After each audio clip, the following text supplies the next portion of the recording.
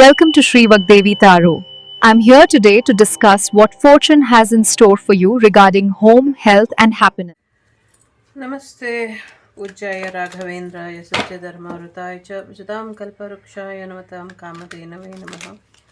ಎಲ್ಲರಿಗೂ ಒಳ್ಳೆಯದಾಗಲಿ. ಮೊದಲನೇದಾಗಿ ಒಂದು ವಿಚಾರ, ವ್ಯಾಲೆಂಟೈನ್ ವೀಕ್ ಅಂತ ಹೇಳ್ತಾ ಇಲ್ಲ.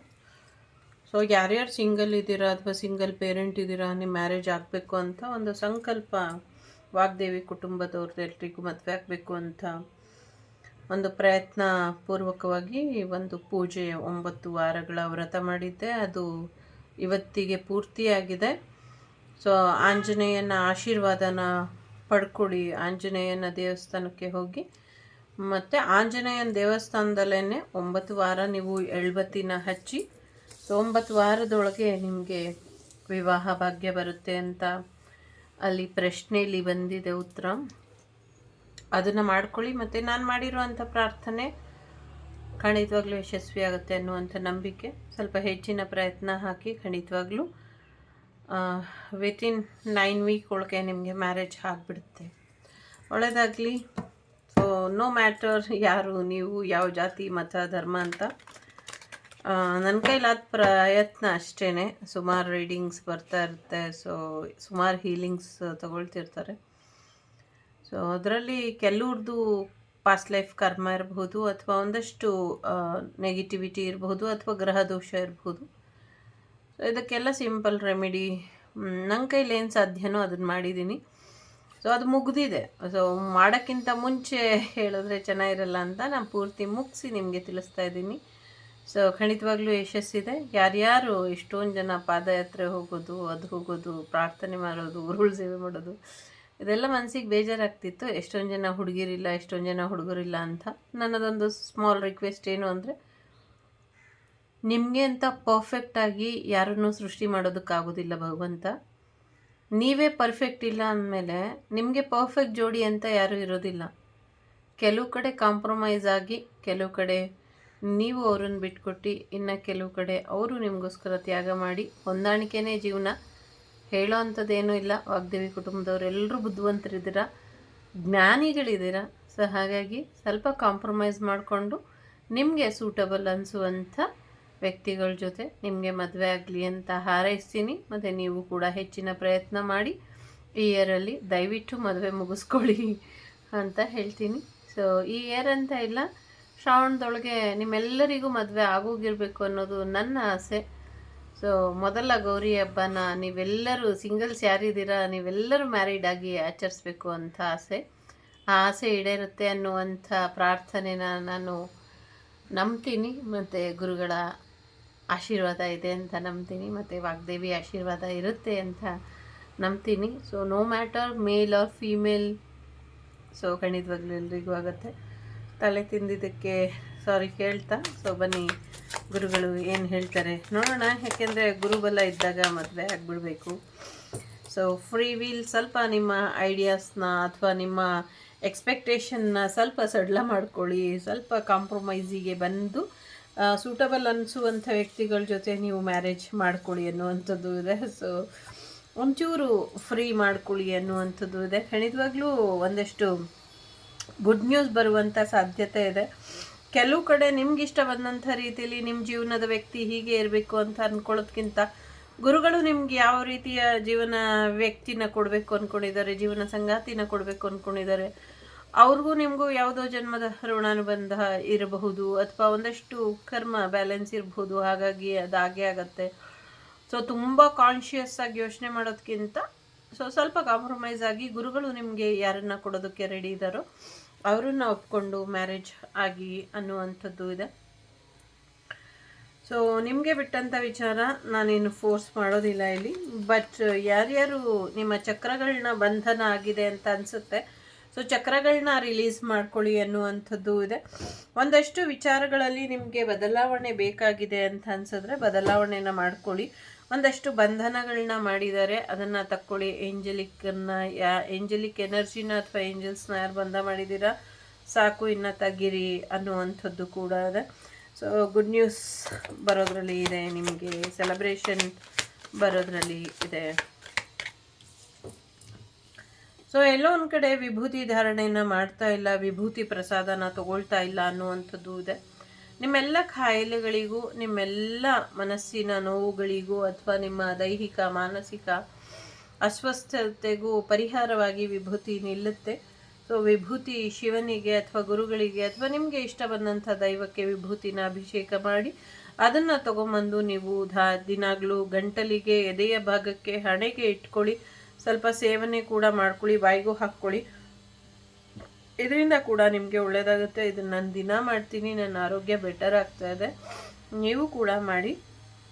ಮತ್ತು ಮನೆ ಸುತ್ತ ಒಂಚೂರು ರಕ್ಷೆಗೆ ಕೂಡ ಅದನ್ನು ಹಾಕ್ಕೊಂಡು ಮಲಗಿ, ನೀವು ಮಲಗಬೇಕಾದ್ರೂ ಕೂಡ ಅದನ್ನು ಹಾಕ್ಕೊಂಡು ಮಲಗಿ.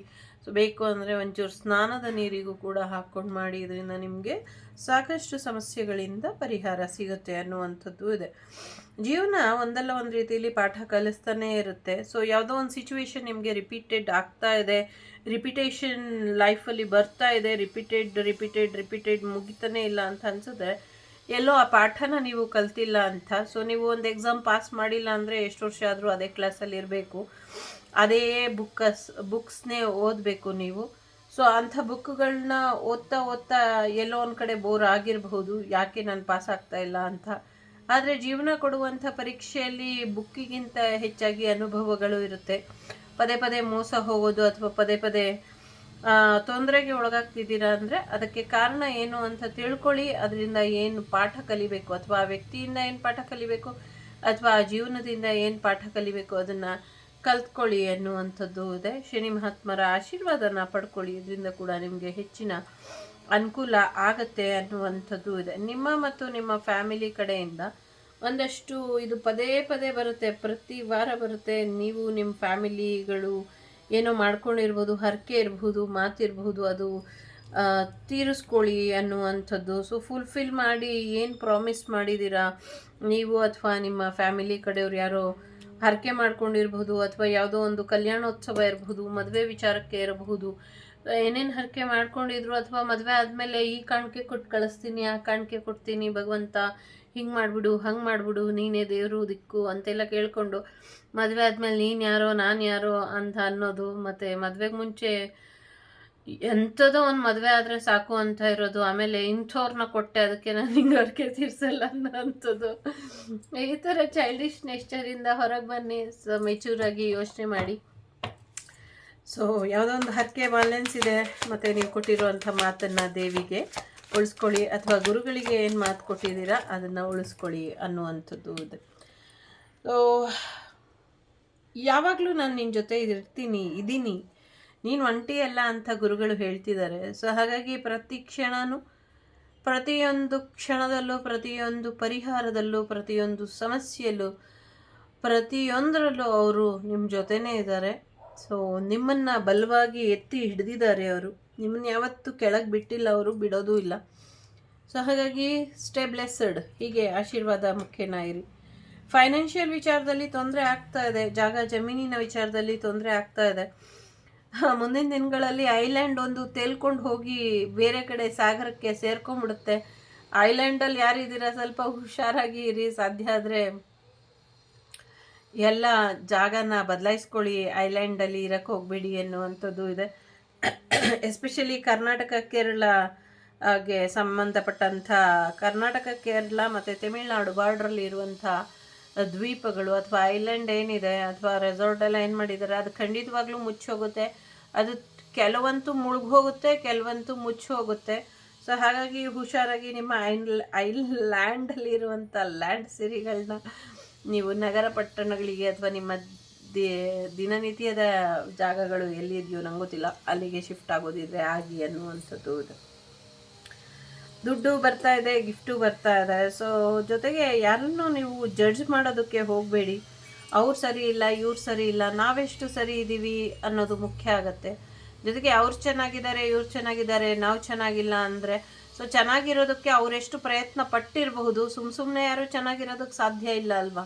ಸುಮ್ಮನೆ ಚೆನ್ನಾಗಿರ್ತಾರೆ, ಸುಮ್ಮನೆ ಶ್ರೀಮಂತಿಕೆಯಲ್ಲಿ ಇದ್ದಾರೆ ಅಥವಾ ಸುಮ್ಮನೆ ಅಧಿಕಾರದಲ್ಲಿ ಇದ್ದಾರೆ ಅಂದರೆ ಅದರ ಹಿಂದಿನ ಶ್ರಮ ನಾವು ನೋಡಿಲ್ಲ ಅನ್ನೋದಷ್ಟೇ ಸತ್ಯ ಆಗುತ್ತೆ. ಸೊ ಎಲ್ಲೋ ಒಂದು ಕಡೆ ನಮ್ಮ ಶ್ರಮ, ನಮ್ಮ ಒಂದು ಬದುಕಿನ ಬಗ್ಗೆ ಇರುವಂಥ ಒಲವು ಸಾಕಾಗ್ತಾ ಇಲ್ಲ ಅನ್ನುವಂಥದ್ದು. 3 ಹೊತ್ತು ಮೊಬೈಲ್ ಸ್ವಿಚ್ಚನ್ನ ಅಮುಕ್ತಾ ಇದ್ರೆ, ಅಥವಾ ಟಿ ವಿ ಮುಂದೆ ಕೂತಿದ್ರೆ, ಅಥವಾ ಹರಟೆ ಹೊಡಿತಾ ಇದ್ರೆ, ಅಥವಾ ಬರೀ ಕಾಮದ ತೃಷೆಯಲ್ಲಿ ಕಳೆದು ಹೋಗಿದ್ರೆ ಬದುಕು ಯಾವತ್ತೂ ಒಂದು ಉನ್ನತ ಮಟ್ಟಕ್ಕೆ ಏರೋದಿಲ್ಲ. ಸೊ ಉನ್ನತ ಮಟ್ಟಕ್ಕೆ ಹೇರಬೇಕು ಅಂದರೆ ಹೆಚ್ಚಿನ ಒಂದು ಪ್ರಯತ್ನಗಳು ಬೇಕು, ಜೊತೆಗೆ ಪ್ರಯೋಜನಗಳು ಬೇಕು. ಸಮಾಜಕ್ಕೆ ನೀವು ಪ್ರಯೋಜನಕಾರಿಯಾಗಿ ಇರ್ತೀರಾ ಅಂದರೆ ಒಂದಲ್ಲ ಒಂದು ರೀತಿಯಲ್ಲಿ ಯೂನಿವರ್ಸೇ ನಿಮ್ಮನ್ನು ತಗೊಂಡೋಗಿ ಅಧಿಕಾರದಲ್ಲಿ ಕೂರಿಸುತ್ತೆ.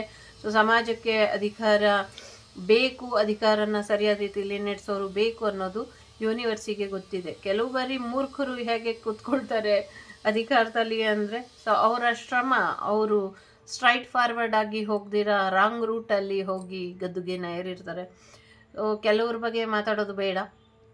ಸೊ ನೋಡೋಣ, ನಿಮ್ಮ ಅದೃಷ್ಟ ಮುಂದಿನ ದಿನಗಳಲ್ಲಿ ಚೆನ್ನಾಗಿದೆ. ನೀವ್ಯಾರನ್ನು ಜಡ್ಜ್ ಮಾಡಬೇಡಿ ಅನ್ನೋದಷ್ಟೇ ಸತ್ಯ ಇದೆ. ಸೊ ಗುರುಗಳು ಒಬ್ಬರಲ್ಲ ಇಬ್ಬರಲ್ಲ, ಸಾಕಷ್ಟು ಗುರುಗಳು ಇದ್ದಾರೆ, ಸಾಕಷ್ಟು ದೈವಗಳು ಇದೆ. ನೀವು ನಂಬಿರುವಂಥ ಎಲ್ಲ ಗುರುಗಳು ಮತ್ತು ಅಸೆಂಡಿಂಗ್ ಮಾಸ್ಟರ್ಸ್ ನಿಮಗೆ ರಕ್ಷಣೆಯನ್ನು ಕೊಡ್ತಿದ್ದಾರೆ ಮತ್ತು ಮಾರ್ಗದರ್ಶನನ ಕೂಡ ಕೊಡ್ತಿದ್ದಾರೆ. ಅದೆಲ್ಲವನ್ನು ಕೂಡ ಪಡ್ಕೊಂಡು ನಿಮ್ಮ ಜೀವನದಲ್ಲಿ ಬದಲಾವಣೆನ ತೊಗೊಂಬನ್ನಿ ಅನ್ನುವಂಥದ್ದು ಇದೆ. ಸೊ ಸಾಕಷ್ಟು ಬದಲಾವಣೆ ನಿಮಗೆ ಕಾಣಿಸ್ತಾ ಇಲ್ಲ, ನಿಮ್ಮ ಜೀವನದಲ್ಲಿ ಏನು ಬದಲಾವಣೆ ಆಗ್ತಾ ಇಲ್ಲ, ಎಲ್ಲ ಹಾಗೆ ಇದೆ ಅಂತ ಅಂದ್ಕೊಂಡಿದ್ದೀರಾ. ಹಾಗಿಲ್ಲ, ಖಂಡಿತವಾಗ್ಲೂ ಒಳ್ಳೆ ಬದಲಾವಣೆ ಬರ್ತಾ ಇದೆ. ಸೊ ಹೆಚ್ಚಿನ ಹೂಗಳು ನಿಮಗೆ ಒಂದು ಹಂತದವರೆಗೂ ಚೆನ್ನಾಗಿ ಬಂದಿದೆ ಅಂದರೆ ಬೇಗ ಬೇಗ ಅದನ್ನು ಕಟ್ ಮಾಡ್ಕೊಂಬಿಡಿ, ಅಂದರೆ ಅದನ್ನು ತಕ್ಕೊಂಬಿಡಿ.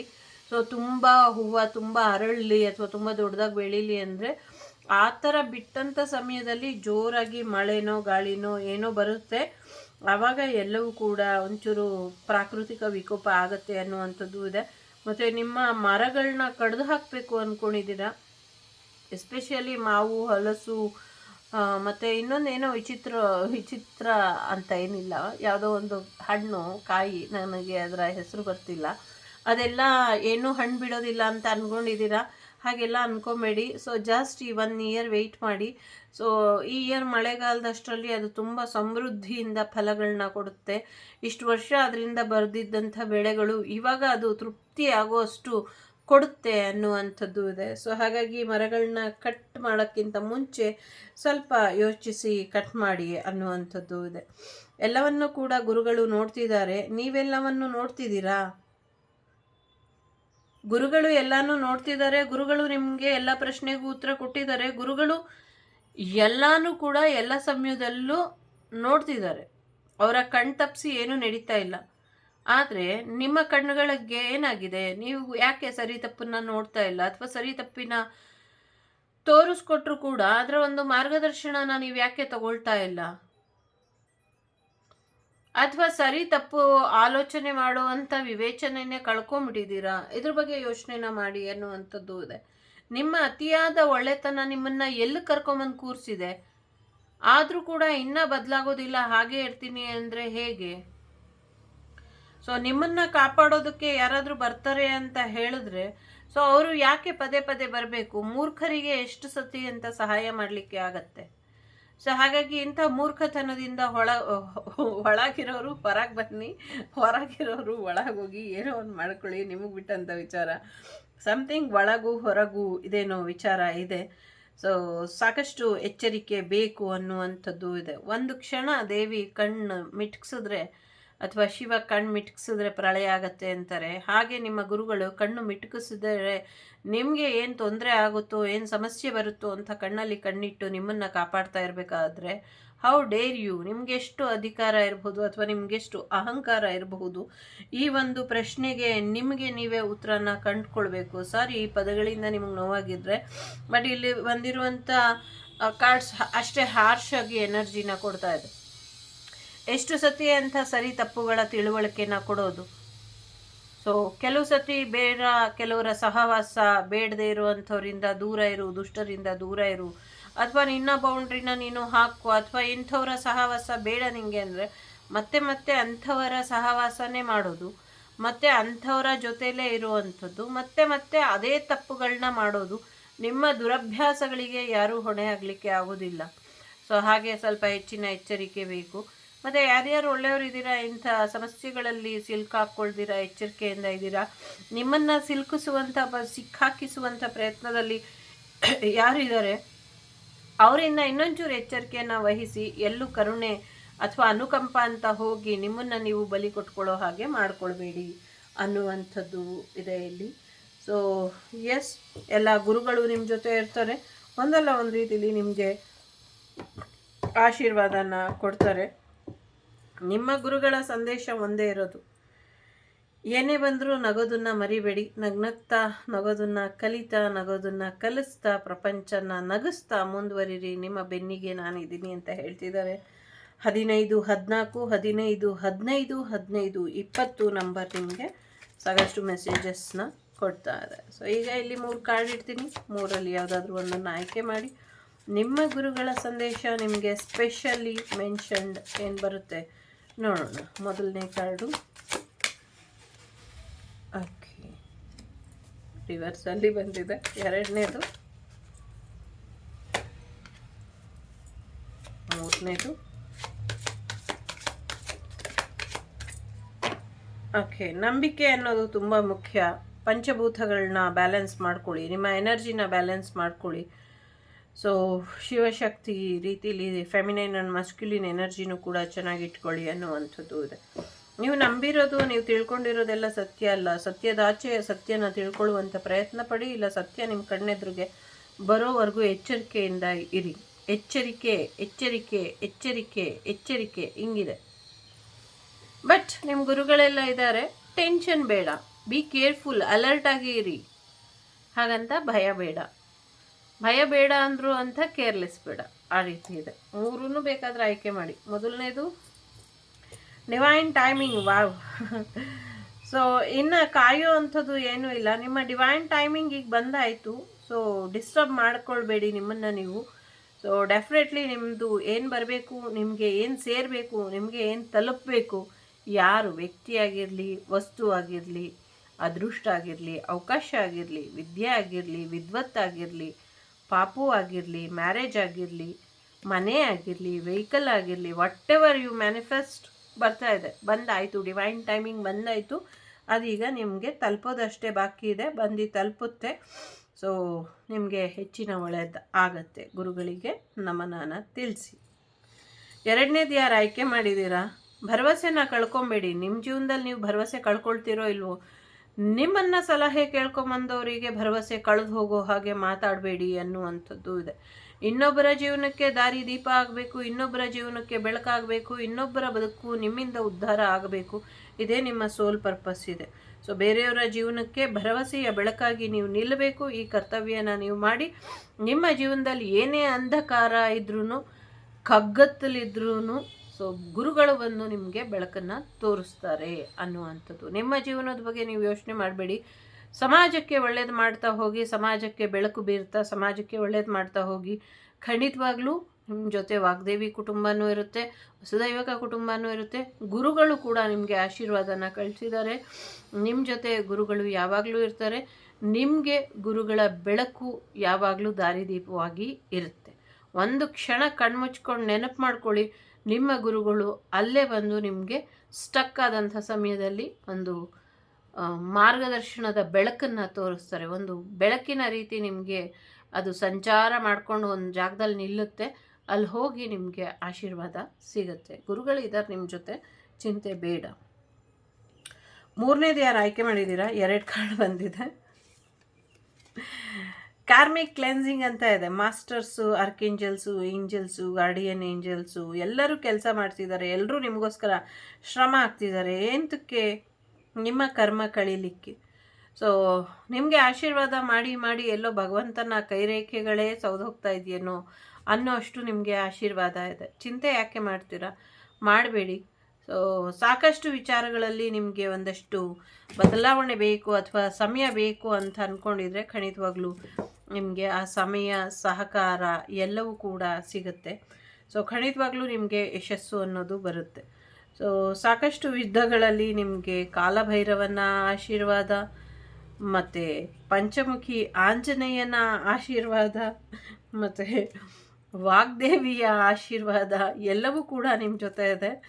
ಸೊ ಹೂ ಪ್ರಸಾದ ಕೂಡ ಆಗಿದೆ ನಿಮಗೆ. ಸೊ ಖಂಡಿತವಾಗಲೂ ನಿಮ್ಮ ಜೊತೆ ಹೈ ಎನರ್ಜಿ, ಹೈ ವೋಲ್ಟೇಜಲ್ಲಿ ದೇವರ ಆಶೀರ್ವಾದ ಇದೆ.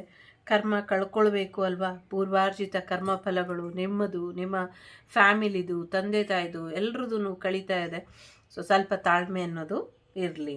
ಓಕೆ, ಸೊ ಕರ್ಮ ಕಳ್ಕೊಳ್ಳಿ, ಮತ್ತೆ ಮತ್ತೆ ಹೊಸ ಕರ್ಮನ ಮಾಡಬೇಡಿ. ಜೊತೆಗೆ ನಗ್ನಗ್ತಾ ಇರಿ, ಒಳ್ಳೆ ಕರ್ಮಗಳನ್ನ ಮಾಡಿ, ಕೆಟ್ಟ ಕರ್ಮನ ಮಾಡಬೇಡಿ. ಸೊ ಕಟ್ ಕ್ಲಿಯರ್ ಕ್ಯಾನ್ಸಲ್ ಅಂತ ಇದೆ, 3 C's. Cut clear cancel all the memories and upsets of your past.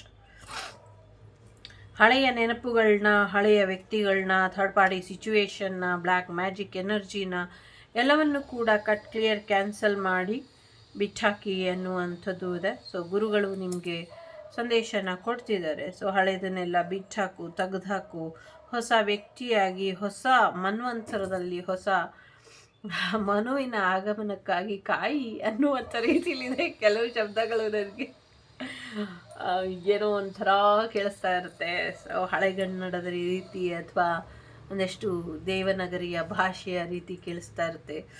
So ಒಳ್ಳೆಯದಾಗತ್ತೆ, ಗುರುಗಳಿದ್ದಾರೆ. ಕಣ್ಣಿನ ಆರೋಗ್ಯದ ಕಡೆ ಗಮನನ ಕೊಡಿ, ಕಣ್ಣಿನ ಕಾಂತಿಗಳನ್ನ ಕಳ್ಕೊಬೇಡಿ. ಯಾರೋ ಗುರುಗಳಿಗೆ ಮತ್ತು ದೈವಕ್ಕೆ ಕಣ್ಣುಗಳನ್ನ ತೊಂದರೆ ಮಾಡಿದ್ದಾರೆ, ಮತ್ತು ಅಷ್ಟಬಂಧ ಮಾಡಿ ತೊಂದರೆ ಮಾಡಿದ್ದಾರೆ, ಅದನ್ನೆಲ್ಲ ರಿಮೂವ್ ಮಾಡಿ ಅನ್ನುವಂಥದ್ದು ಇದೆ. ಕಣ್ಣುಗಳ ಆರೋಗ್ಯನ ಕಾಪಾಡಿಕೊಳ್ಳಿ ಅನ್ನುವಂಥದ್ದು ಇದೆ. ಇದಿಷ್ಟು ನಿಮ್ಮ ಗುರುಗಳಿಂದ, ನಮ್ಮ ಗುರುಗಳಿಂದ ನಿಮಗೆ ಬಂದಂಥ ಮಾಹಿತಿ ಇಷ್ಟ ಆಯಿತು ಅಂತ ಅಂದ್ಕೊಳ್ತೀನಿ. ಇಷ್ಟ ಆದರೆ ಗುರು ಬ್ರಹ್ಮ ಗುರು ವಿಷ್ಣು ಗುರುದೇವ ಮಹೇಶ್ವರ ಗುರು ಸಾಕ್ಷಾತ್ ಪರಬ್ರಹ್ಮ ತಸ್ಮೈ ಶ್ರೀ ಗುರುವೇ ನಮಃ. ವಾಸುದೇವ ಸುತಂ ದೇವಂ ಕಂಸಚಾಣೂರಮರ್ದನಂ ದೇವಕೀ ಪರಮಾನಂದಂ ಕೃಷ್ಣಂ ವಂದೇ ಜಗದ್ಗುರುಂ.